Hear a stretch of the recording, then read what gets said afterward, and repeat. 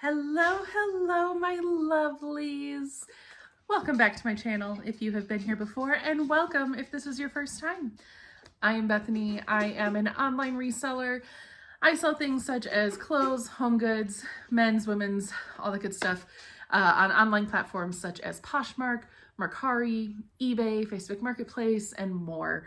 I missed you guys last week. I wasn't able to make a video last week. Things were pretty busy, pretty crazy, but I wanted to make sure I popped in and said hello this week. And so we are back with another video.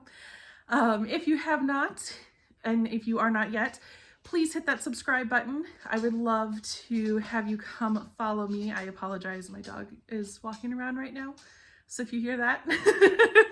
But please give me please subscribe, drop me a comment, say hello, even if you just put like a little emoji or something in the comments, just to help that algorithm kind of push my videos out. I would really love that.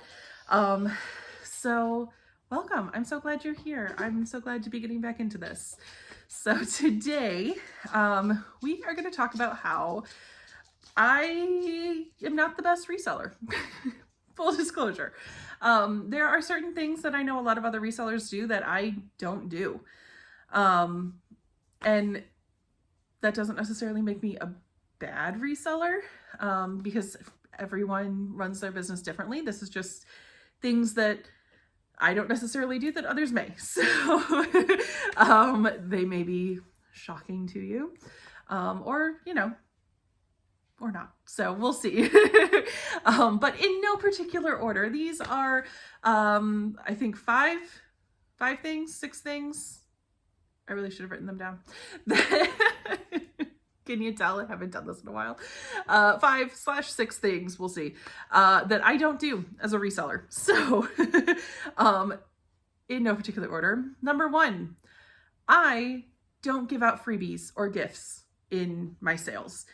If you order a top from me or a dress or a pair of jeans, you will be getting that top or a dress or a pair of jeans. I don't include extras. I don't have gifts with purchase. I don't do like spend $50 and get, you know, an extra thing. Occasionally, you know, I may do like a buy one, get one free sale, but you're still essentially paying for those items. I don't toss things in of like, hey, you know, I think you might like this or whatever, because that's going to cut into my overall profit. I'm not going to just give stuff away. Even small things such as like a scrunchie or stickers or, you know, things like that. I know some people do. And it is very exciting to get. You know, I've purchased things off of Poshmark, eBay before, and, you know, received like a little sticker or, you know, a little nail polish or something.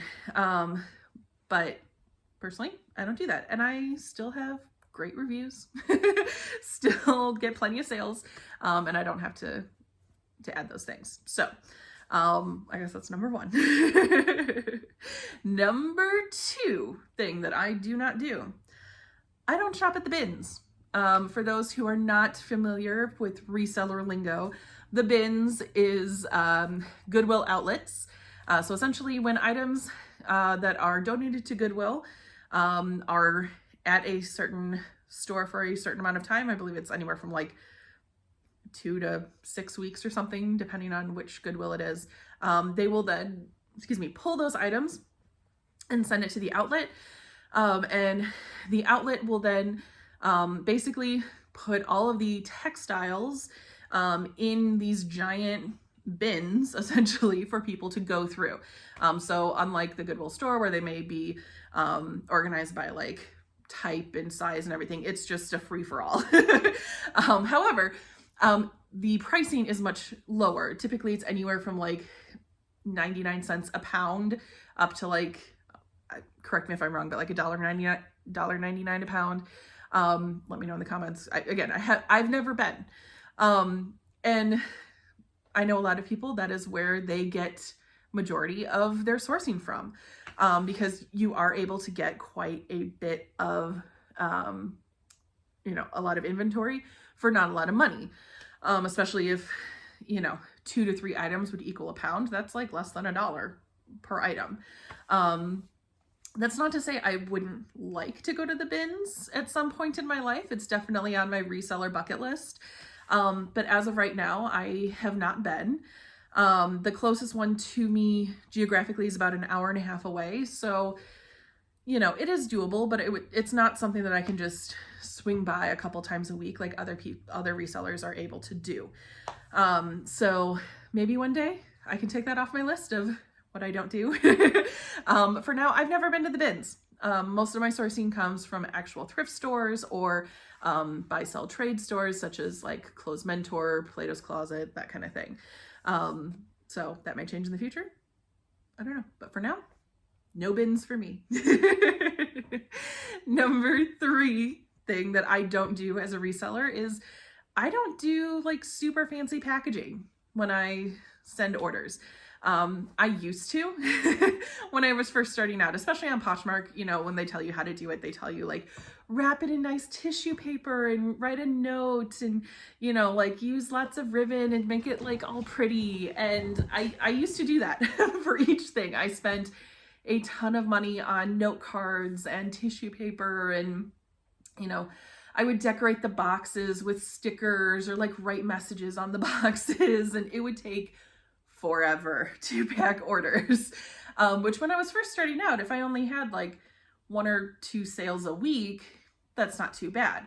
Now, of course, now that I sell more and I'm selling, well, sales have been down lately, but like most of the time, if I have multiple sales in a day, I don't really have time, to be perfectly honest, to hand write a thank you note for each item, you know, and like wrap it in nice tissue paper and spend a bunch of money on note cards and things like that, because I would be going through them a lot more than before.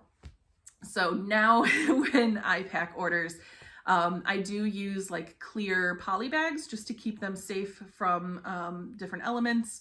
You know, I've had cases before where you know, it's in a cardboard box, it rained, the shoes got damaged because they were just put in there wrapped in tissue paper. So now I put things in like clear poly bags just to kind of give them that extra layer of protection and just a little more like professionalism in, you know, how it looks.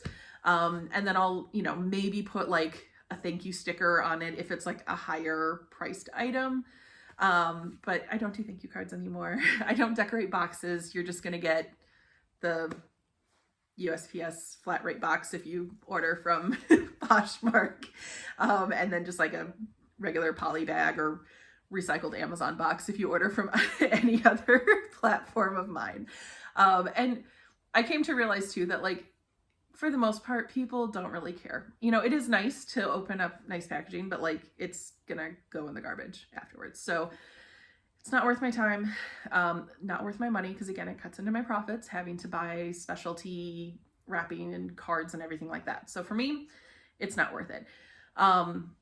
The very rare occasions that I will include like a note card or something like that is if I do sell like a very expensive or like high-end item, but it's got to be like over $100, and typically it's like just like a little almost business card size thing, and just, you know, thank you so much for your order, I hope you love your new purse, shoes, whatever, just because that is a higher price item. But I don't do that for anything else, if that makes sense. So the number 4, we're on 4 thing that I don't do as a reseller, which I'm sure is very controversial, and let me know in the comments if you're like, what?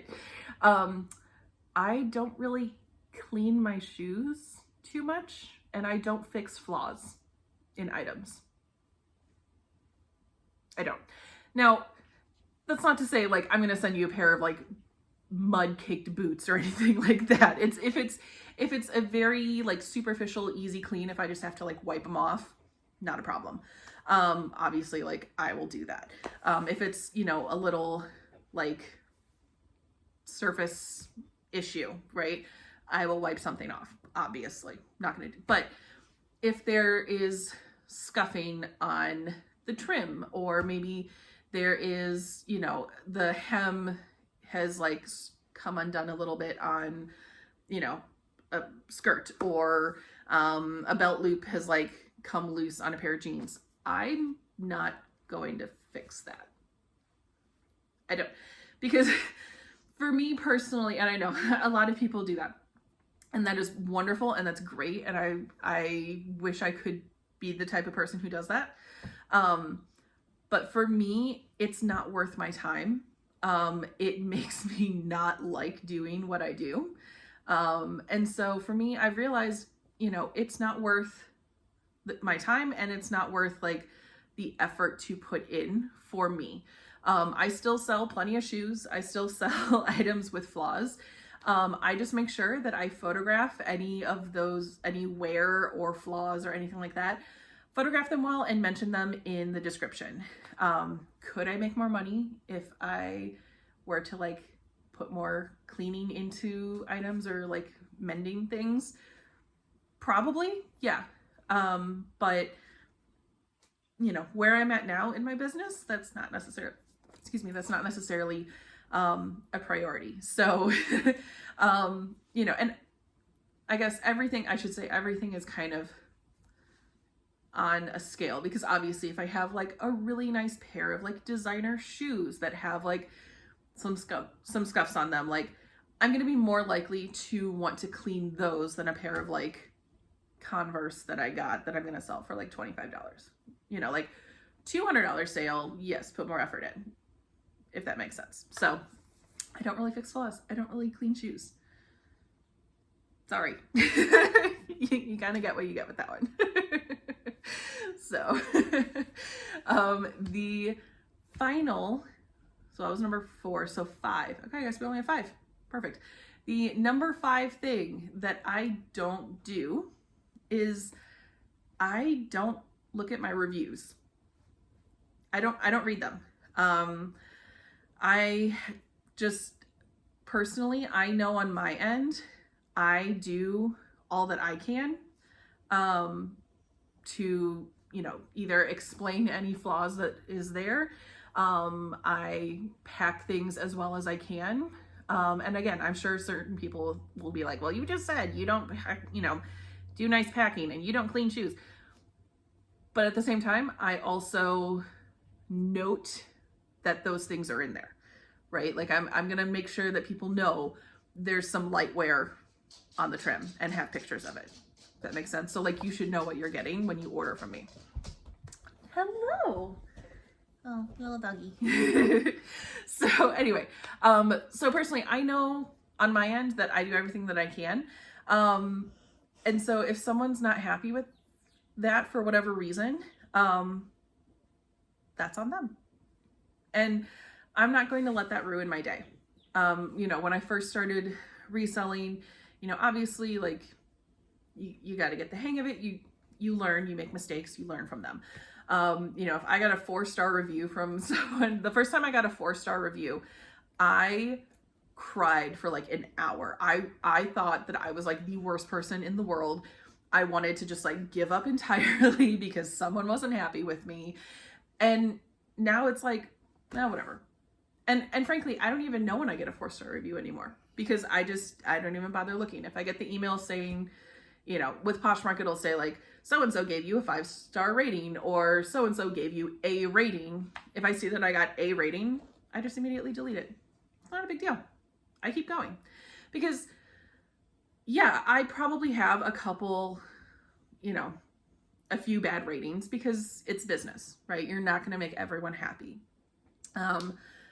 But I know for a fact that I have thousands of 5-star reviews across multiple platforms. Majority of people are very happy with what I do. And I'm happy with what I do. So that's really at the end of the day what matters.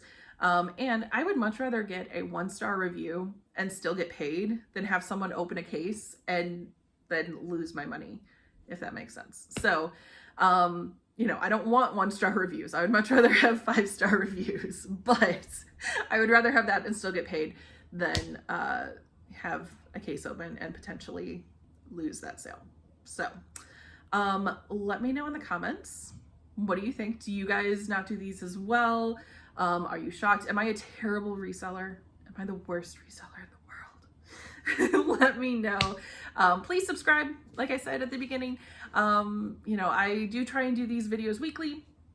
So hang out with me, and we'll see you next time. Bye.